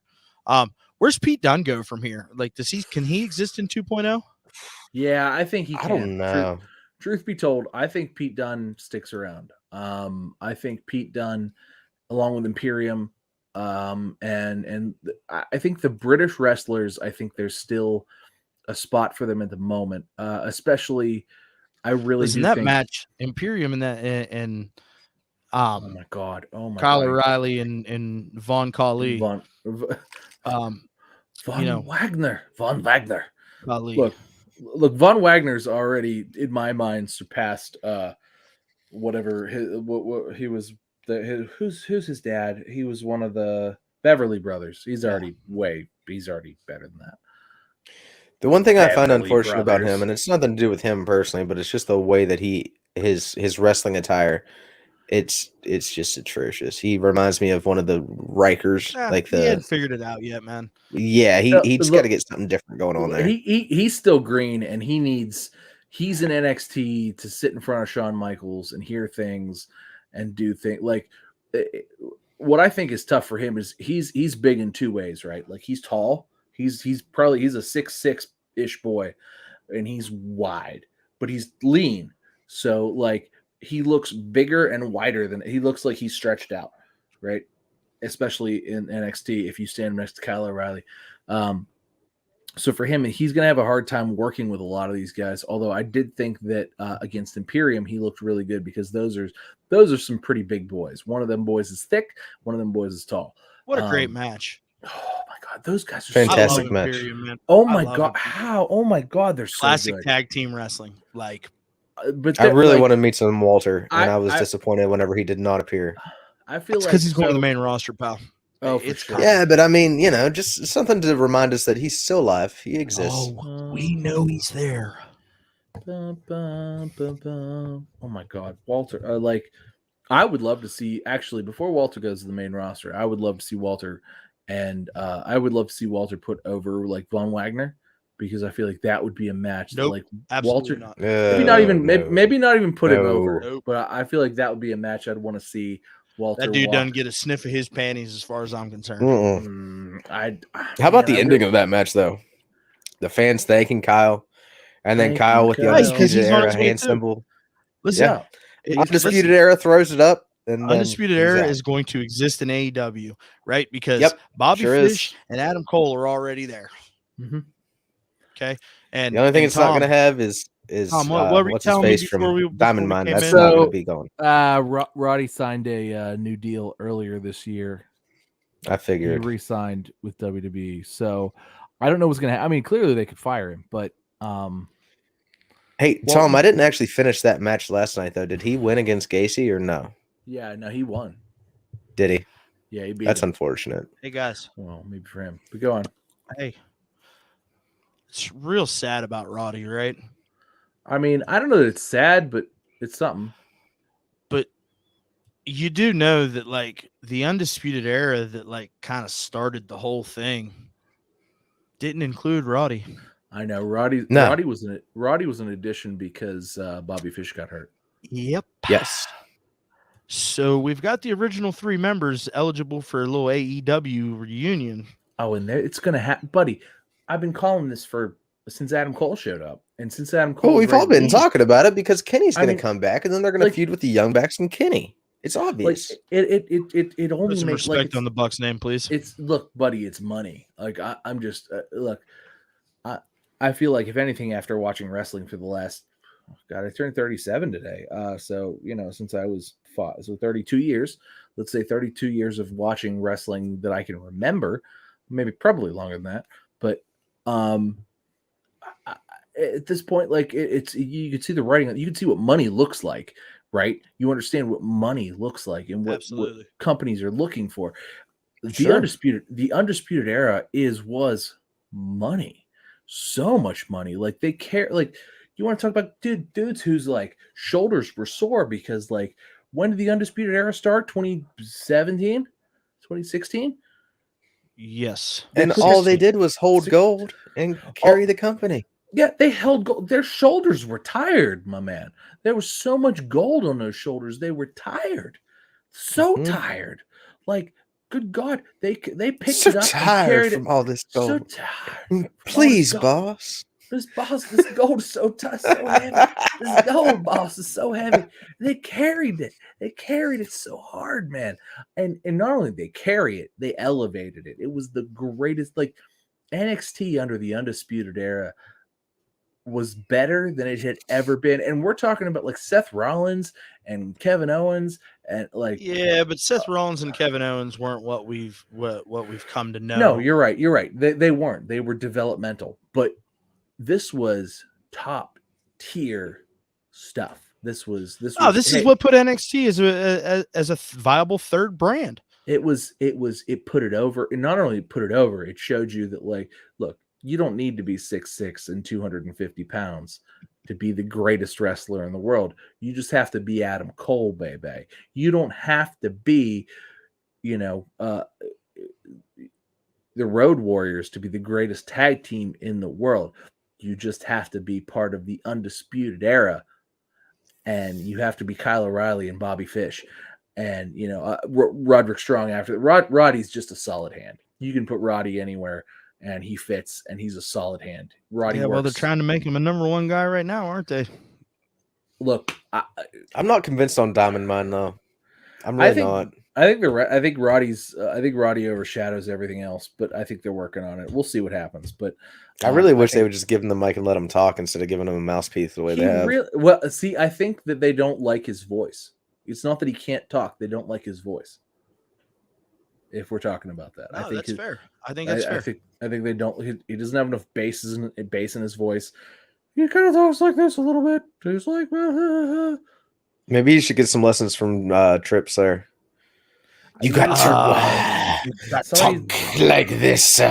Somebody needs to buy him a couple bottles of whiskey and just sit there and make him talk through some smoking cartons backstage. Yeah, all right, cough it up and let's get out there. Let's go. Cough it out. Like, put my cardio. Like, yeah, shut up. Let's go. Shut up. But listen, so guys, like I feel like we came in here a few weeks ago and we were really critical of 2.0, right?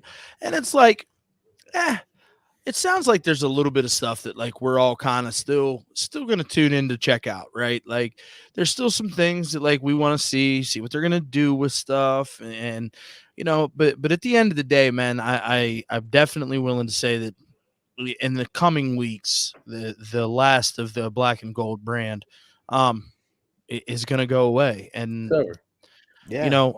Johnny Gargano has meant so much to the NXT evolution, right? The NXT roster, and NXT is what it has become. Man, I wish that guy the best of luck in all the world, right? He'd be fantastic in AEW. I hope he just goes there. I hope that Tony Khan's already got that written up, because he's perfect height, weight, everything, style. Height, weight, style. You want to talk about a guy who you could put in the ring with other people and like force them to have great matches. Johnny Gargano is your guy. I'm not saying Johnny Gargano needs to be the AEW heavyweight champion. He won't be. No. TBS champion. Yeah, I was just gonna say. You want Johnny to be a women's mid-card champion? The TNT champion. I'm sorry, TNT. Throw him in there day one with Sammy Guevara and have him beat Sammy, and then just have him have great matches with people for a while, and then maybe have Sammy win it back, like have Sammy build it back up. But that's fine. But look, I feel like he's that guy. Like he could be the guy. The Edge and the Miz are about to have a feud. The only thing that I could see could be a negative about this is I'm sure Candice is going to get some time added to her contract just for being out for her pregnancy and all that. And I hope they don't do Johnny that way, because that's just dirty, man. Like He I'm just here had a for it, newborn though. baby. I want to see Candace You go know. out with a women's title reign. Yeah, She no, deserves it. Sure, but I- also I don't want these poor people to have to deal with travel schedules, and they've got a newborn, and obviously he wants to spend time with his kid. look. I think a lot of that had to do with Charlotte Flair and Andrade. Is they were different schedules and everything, and not to swing it back to there, but I will Okay, throw I thought this we were in there talking real about quick. children there. Like, who's swallowing children here? No. But there's been multiple times where Andrade spoke ill of WWE, and it's obvious that he wanted her to have nothing to do with it.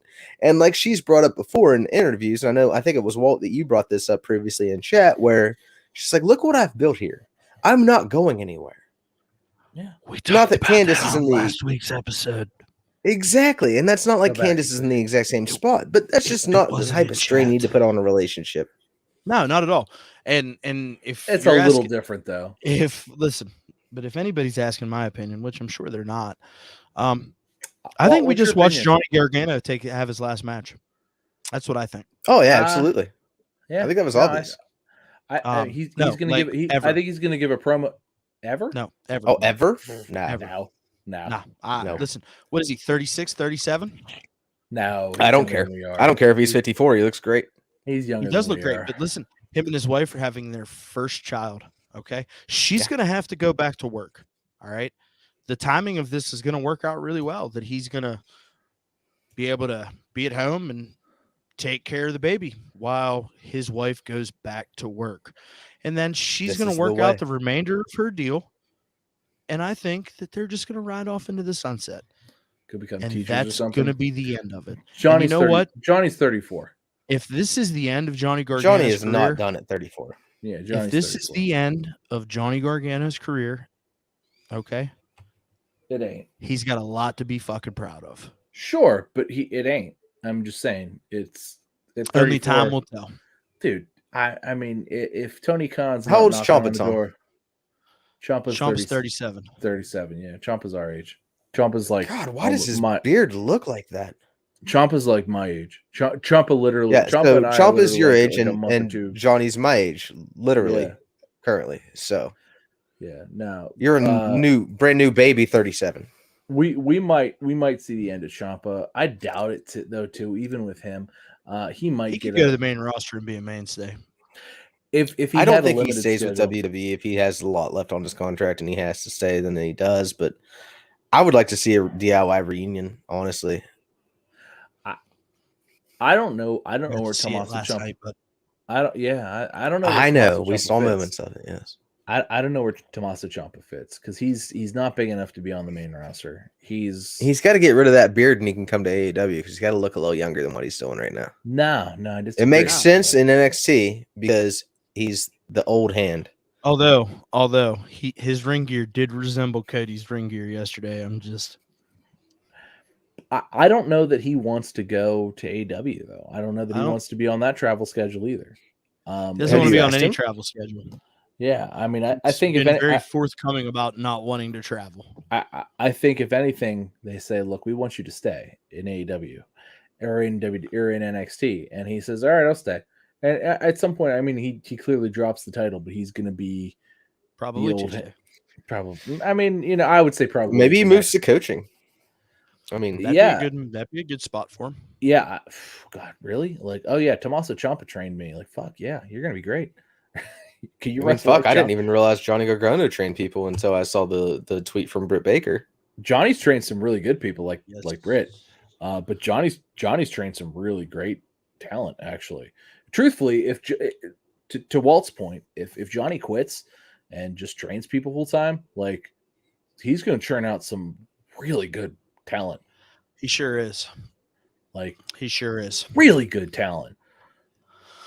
So it's going to be interesting, right? It's going to be interesting to see what happens. Overall, guys, War Game, let's give it a grade. Letter system, Derek. I know you always ask after we start.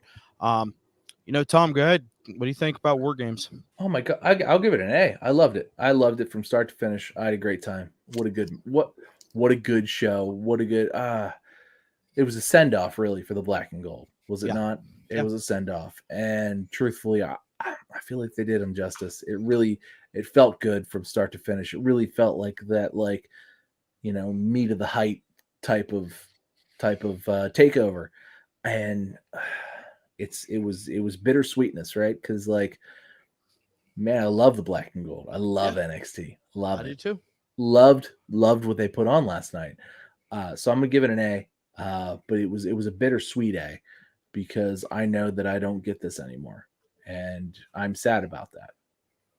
Well, that's fair. It's like Derek? it's like a last Christmas with grandma, right? Yeah. Derek. Well, like I said in the chat last night, obviously War Games and Money in the Bank are two of my favorite WWE pay-per-views that they put on, but I'm gonna have to go with an A minus, only because Still fair. some of it was I could do without. The Cameron Grimes match I was looking forward to, but in the end, I was not as impressed as I was hoping to be. I'm glad he came out with the W, of course, and I hate the poker playing Duke asshole. You know, he got what he deserved, but still, just great matches overall. I mean, there's not a lot to complain about. I'm really nitpicking here, just to kind of come up with something like that. But yeah, A minus from me. I'm not going to be as generous. I gave War Games a C. I thought that the women's effort was lackluster. Some of the Oh, you're wrong. matches were silly. Cameron Grimes. I mean, what Come are we on, that doing was here, man? great. Like, That was fun. I thought maybe we were gonna get our killer back. You know, like I just don't. What are we doing? Can we figure something out? The best two matches on that card were Imperium versus Kali and Kyle. See you later. And you know, the men's war game match, which, like you said, Tom, it was very bittersweet, right? It's passing on. You know, we can clearly see that the black and gold is going to be no more, and this multicolored splash trash is what's going to take over, and what we're going to have to adjust our eyeballs to every Tuesday. So I don't know. Overall, like I said, I gave it a C. Not my favorite thing in the whole wide world. Yeah. So with all of that, gentlemen, match of the week. Tom, Mr. Birthday Boy. The tag team title match between Imperium and Von Wagner and Kyle O. See you later. But Kyle O'Reilly. That was great. I thought I really thought it was good. I just the whole match, they gave it time. God, it worked. God, Imperium looked like $1 million, although they were wearing titles. One of them was wearing the title upside down. As Derek pointed out last night. Yeah. Yep. Don't take my point, Tom. That's upside down. I rewinded. I'm like, holy shit, he's right. No, it was totally upside down. But no, I mean, just start to finish, classic tag team stuff, and it really just worked for me, start to finish. I can't say enough good about how well it worked, how well it got. You know, I think that. Truth be told, I really think the Von Wagner's he's very green, and I think that's been very evident, and it's been hard for them because you know he's still in training, but like they want to get him over as like a star, as a future. Yeah, I mean star he's been on SmackDown. Yeah, exactly. And you know I think that they did that, and I think that you know they put him in the ring last night with three guys who are, you know, probably some of the most solid hands who have ever existed in the history of, like, all three of those guys could literally teach like the greatest wrestlers ever. And it's like, all right, Listen, we're gonna put you Iker and Bartel are solid. Like, oh my god, oh my god, these guys. Like, they remind me of the Hart Foundation, right? Neidhart and Bret Hart. Like, they're so good. Good God, are they so good? They're in phenomenal. Like, these guys are in impact. Like, I could never be.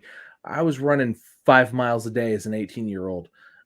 I've never been in shape like these guys have been in shape. Good God, right? Like these guys are in impeccable shape. And no, it was a great match. It really was. It was three guys who really, really knew everything about wrestling. It was three experts with a guy who had unlimited potential, who was big as hell and was ready and willing to learn, and you know, not only put on a good match, but willing to learn from the experience. And I feel like it came off like that. And to me, as somebody who is willing to watch a lot of all of these guys moving forward, it was good.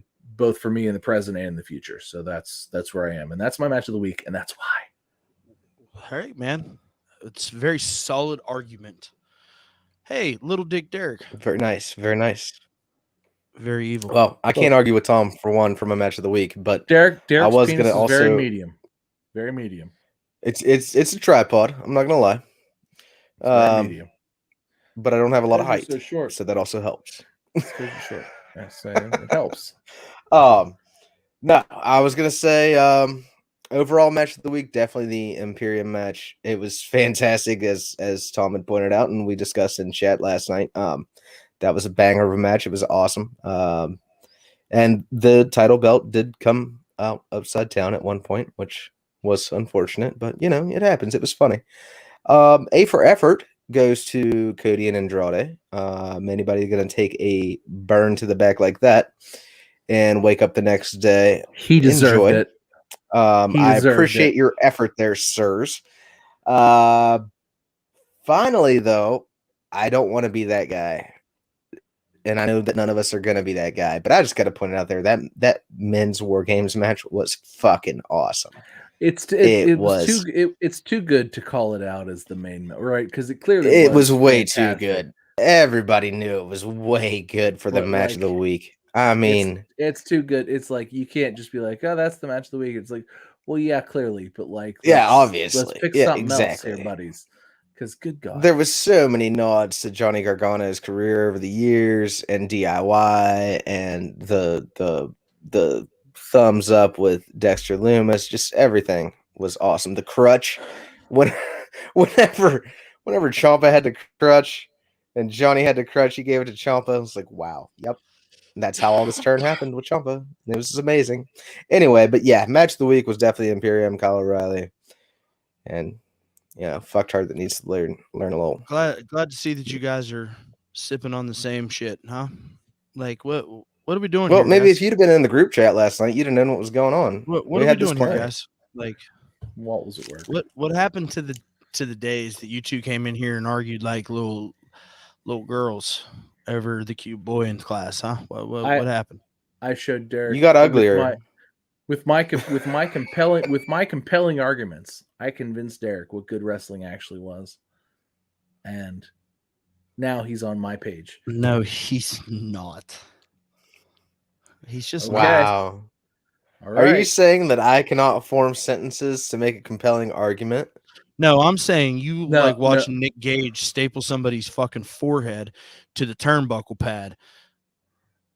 I wish somebody would staple Nick Tom Gage's. Does not like watching Nick Gage staple somebody's forehead to the turnbuckle pad. Truth be told, if somebody that's why I gave Nick Gage's turnbuckle pad and they kicked him, I'd probably give that match of the week. Only because I fucking hate Nick Gage. Good God.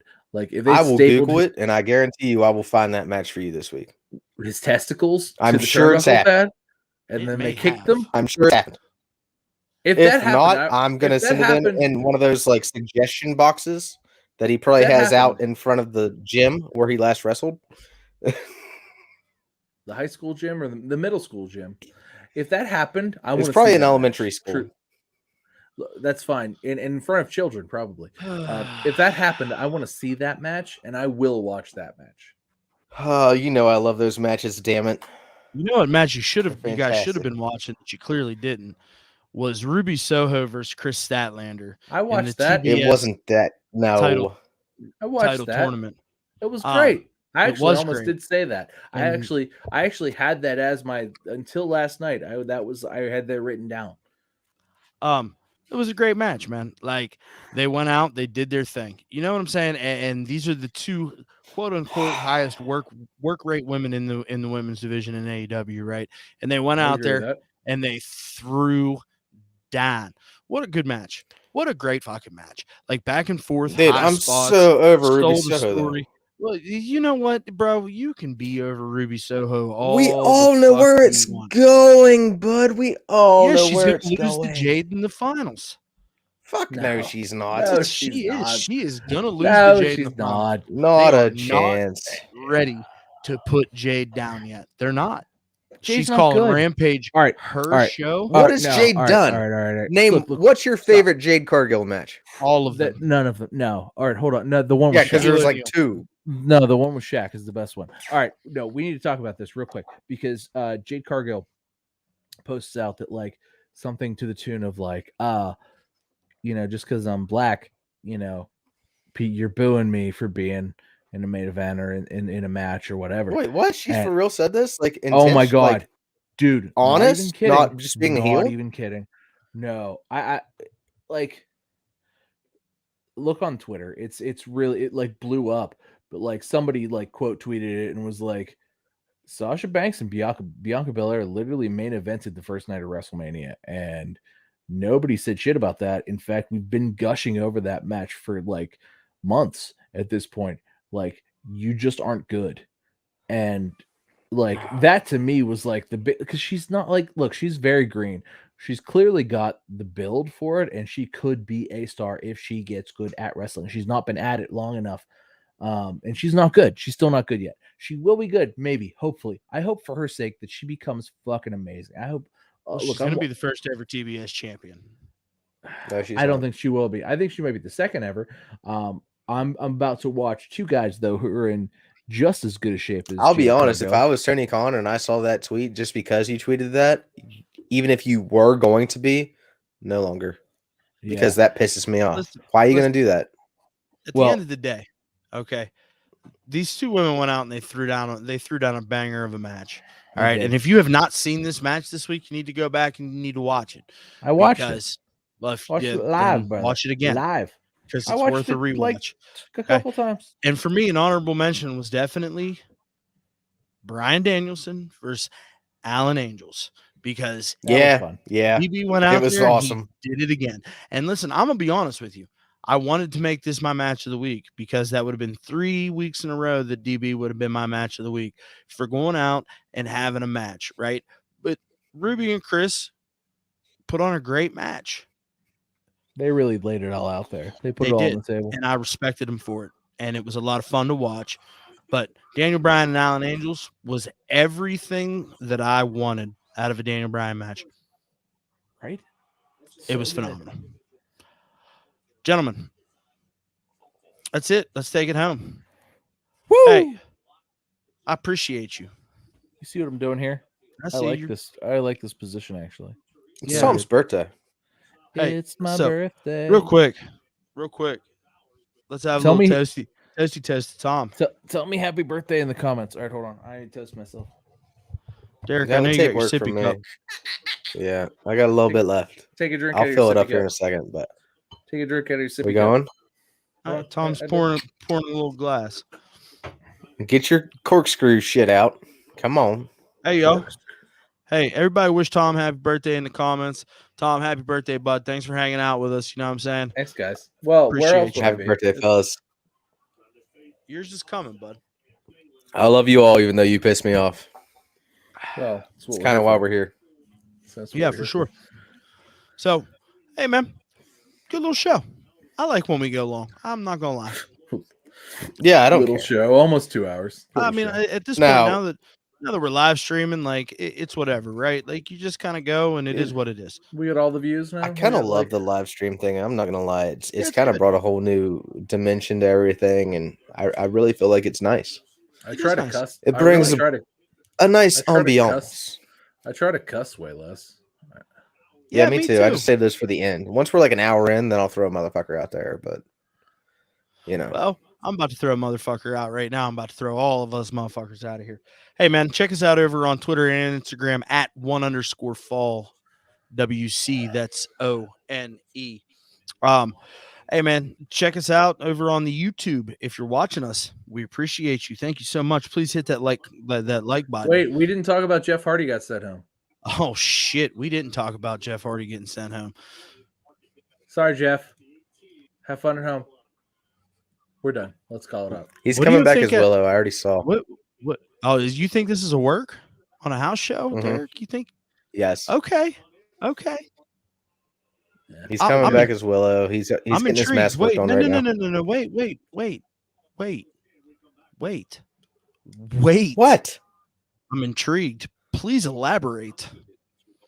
All right. So from what I've read, he's already said that he's working with a designer currently, and that it's going to be something different. And as long as it's comfortable, and this is literally what he said, so I'm not trying to be weird because it kind of comes off as weird.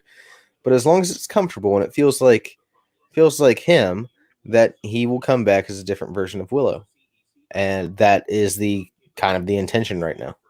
It's not anything drug related. It's not anything health related. It's So you a think work. they just picked a random ass house show to just work everybody over? Absolutely. That's actually a really fucking ballsy insight, pal, and I really am into it. For Jeff Hardy, if you're gonna really do that, think so. if you're gonna do that with anybody, you do it with Jeff Hardy, right? Like you just stir drama. Because I mean, Matt Hardy even said, I talked to Jeff. He said he's fine. He's great. He's doing good. If he wants to give you the details of the story, he'll do it. I'm not going to do it. Yeah, no, it's fine. I'm into this. Look, Jeff's fine. I think it's. I'm going to be disappointed if it's not that. Me too. Truthfully, like when I heard this, I was like, "Oh, this is a work. Something's happening." You heard it here first. Derek's calling Willow. All right, Derek's calling. I hope so. I hope Derek's right. I'm coming, boys. into it. I hope Derek's coming. Right. One Fall WrestleCast. Working us on a house show. Wow. I hope Derek's right. I'm into it. Hey, with all that being said, thanks for hanging out. It's all love. We'll catch you next week. One Fall WrestleCast.